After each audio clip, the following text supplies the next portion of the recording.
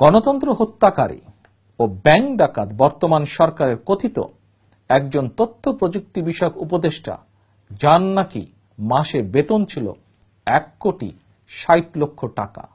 দেশে এমন একজন তথাকথিত তথ্য প্রযুক্তি বিষয়ক উপদেষ্টা থাকতে তথ্য প্রযুক্তির অপব্যবহার করে খোদ বাংলাদেশ ব্যাংকে বসে বাংলাদেশ ব্যাংকের রিজার্ভ ফান্ডের 800 কোটি টাকারও বেশি গায়েব হয়ে গেল। এ নিয়ে তথ্য প্রযুক্তি বিষয়ক উপদেষ্টার কি কোনোই দায় নেই?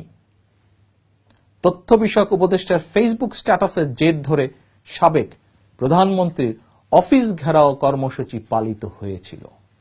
অথচ তথ্য প্রযুক্তির অপব্যবহার করে বাংলাদেশ ব্যাংকের শত হাজার কোটি টাকা লোপাট হয়ে গেলেও এ ব্যাপারে তথ্য প্রযুক্তি বিষয়ক উপদেষ্টার কোনোই ব্যাখ্যা নেই।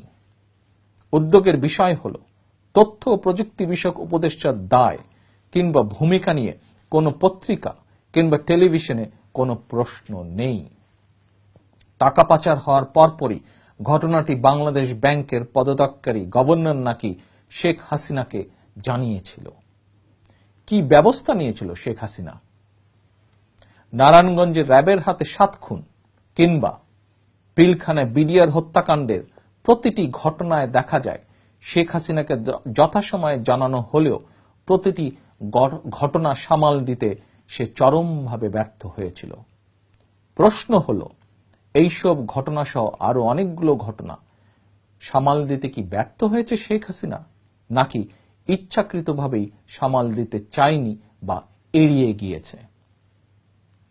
কিন্তু গণমাধ্যম কি এসব নিয়ে স্বাধীনভাবে লিখতে পেরেছে বা লিখতে কি পারছে? গণমাধ্যমের এমন বেহাল দশা জাতির জন্য অত্যন্ত লজ্জাজনক।